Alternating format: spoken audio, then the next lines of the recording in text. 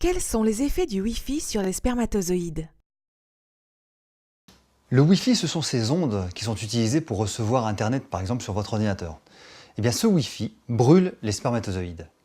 En effet, une inquiétante étude réalisée en 2004 nous avait déjà révélé que travailler avec un ordinateur portable sur les genoux peut diminuer la fertilité masculine.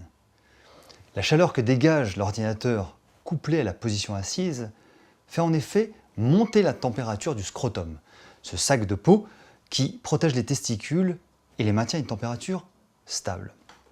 Or précisément, la raison pour laquelle les testicules se trouvent dans le scrotum, en dehors de l'abdomen, et qu'une température légèrement plus basse que celle du corps humain est nécessaire à la fabrication des spermatozoïdes, qu'on appelle la spermatogénèse. Des chercheurs en urologie à l'université de New York ont constaté une hausse de 2,88 degrés Celsius chez les utilisateurs d'ordinateurs portables. Ils ont déclaré que cette hausse de température peut avoir un impact négatif sur la spermatogénèse, surtout chez les adolescents et les jeunes hommes.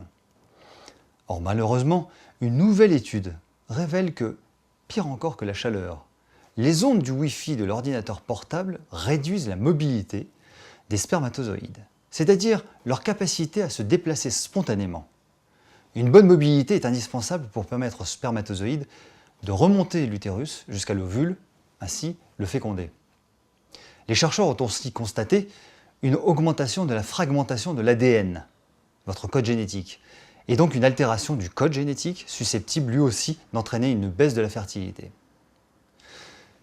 Pour parvenir à cette conclusion, des chercheurs argentins et américains ont mis des spermatozoïdes humains, provenant de 29 volontaires évidemment, dans des petits pots qu'ils ont disposés autour d'un ordinateur portable allumé avec le Wi-Fi, donc ce système de connexion sans fil, utilisé pour Internet et les courriers électroniques. Après juste 4 heures seulement, ils ont constaté une diminution significative de la mobilité des spermatozoïdes et déjà une modification de l'information génétique sur l'ADN. Bien sûr, cela en comparaison avec des spermatozoïdes maintenus à l'écart pour un groupe témoin. Or, un homme travaillant, assis, avec un ordinateur portable sur les genoux, a souvent la borne Wi-Fi de son ordinateur à quelques centimètres seulement de ses testicules, sans aucune protection. On peut penser que les effets sur les spermatozoïdes est donc très probablement la même que dans cette expérience. L'effet est très certainement aussi le même pour les hommes qui portent un téléphone portable dans la poche de leur pantalon par exemple. Les champs magnétiques à basse fréquence, qui sont aussi utilisés par les téléphones mobiles, provoquent la production de radicaux libres, qui sont des facteurs d'oxydation des cellules et des molécules comme les acides gras, les protéines et les acides nucléiques, ce qui est contenu dans votre ADN. Donc en même temps le code génétique.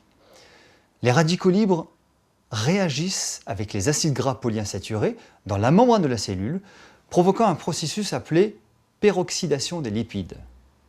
Or, les spermatozoïdes humains contiennent des acides gras polyinsaturés non estérisés dans leur membrane elle-même. Sous l'effet des radicaux libres, cette membrane s'abîme, ce qui va provoquer l'immobilité, donc la baisse de mobilité spontanée des spermatozoïdes, puis la mort cellulaire, ainsi que des altérations de l'ADN. Or, l'intégrité de l'ADN contenu dans les spermatozoïdes est évidemment essentielle à la conception d'un bébé normal. La fragmentation de l'ADN dans les spermatozoïdes a été associée à une baisse de la fertilité, un mauvais développement de l'embryon, un taux élevé de fausses couches et une morbidité accrue des nouveau-nés, notamment par cancer. Quelles sont les solutions? Eh bien, logiquement, posez votre ordinateur sur une table. La mesure de protection la plus simple est de ne pas travailler avec votre ordinateur portable directement sur vos genoux, mais de le poser sur une table et malgré tout, coupez le Wi-Fi quand vous pouvez et branchez ce qu'on appelle un câble Ethernet, ce qui vous permet d'avoir une connexion de bonne qualité. Pour les téléphones mobiles, évitez de le mettre dans la poche de votre pantalon, mieux encore, coupez-le le plus souvent possible. Quand c'est possible, sincèrement, allez voir vos amis plutôt que de leur téléphoner.